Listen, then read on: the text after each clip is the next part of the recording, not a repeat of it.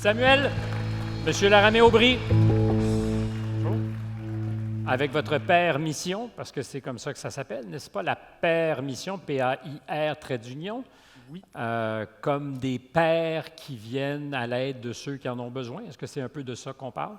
Oui, en fait, c'est Joanie qui nous avait inspiré cette idée-là. Elle est présente ici ce soir. Est-ce qu'on devrait connaître Joanie? Joanie, c'est une personne qui est dans le programme, qui nous aide depuis le début.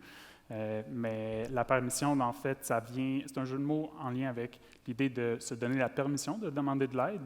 C'est tough, ça. Oui. Des fois, nos orgueils sont le principal obstacle. C'est ça, c'est un gros pas à faire, demander de l'aide. Le premier est difficile.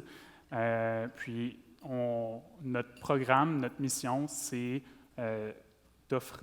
d'encourager les personnes à se donner la permission d'aller demander de l'aide quand ils en ont besoin, quand ils vivent plus de difficultés. Parce que c'est clair que vous avez diagnostiqué quelque chose automne 2020, quand on a annoncé qu'il y avait de nouvelles restrictions, qu'il y aurait de la distance encore.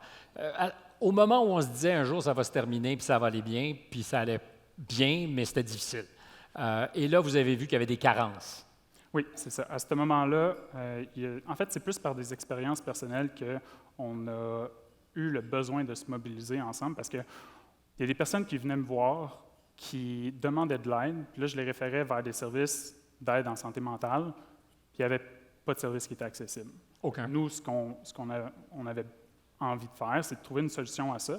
Fait qu'on a créé une équipe qui a créé ce programme-là, l'a développé pour offrir un service d'écoute qui est accessible, qui est fait par des étudiants, pour les étudiants. Qui viennent de quelle discipline, ces étudiants? Parce que vous avez décidé d'offrir un service de père aidant, père écoutant. Oui.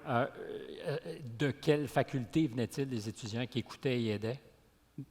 Ce qu'on vise, et ce qu'on a visé la première année, c'est d'offrir un service qui est par les étudiants de toutes les facultés différentes, parce que la réalité est différente dans chacune des facultés.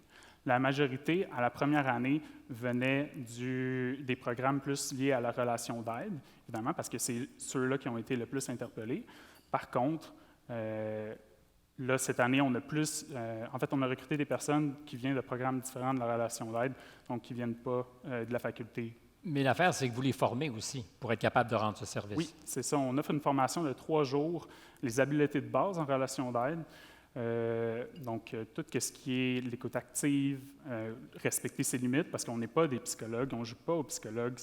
Le programme est basé sur des interventions ponctuelles quand les personnes en ont besoin. C'est une séance. Donc, la personne vient chercher de l'aide, puis on accompagne la personne en détresse vers les services appropriés. On n'est pas des personnes qui vont faire des suivis. On n'est pas là pour jouer au psychologue, encore une fois. Vous êtes comme un bon ami dont on peut avoir besoin quand ça va plus mal. Combien de personnes sont venues vous voir? L'année passée, on a eu une vingtaine de personnes qui sont venues nous voir. Puis là, on a changé le programme. Cette année, on a changé la plateforme de prise de rendez-vous. On vient de l'activer. On n'a pas encore une personne qui est venue nous voir depuis le début de l'automne, mais on travaille là-dessus. Mais c'est clair que les conditions sont peut-être aussi différentes. Les temps sont moins anxiogènes qu'ils l'étaient en 2020. En tout cas, c'est le souhait. Parce que ce serait une bonne nouvelle si on n'a pas besoin de vous, c'est que tout le monde va mieux. Bravo. Merci. Merci.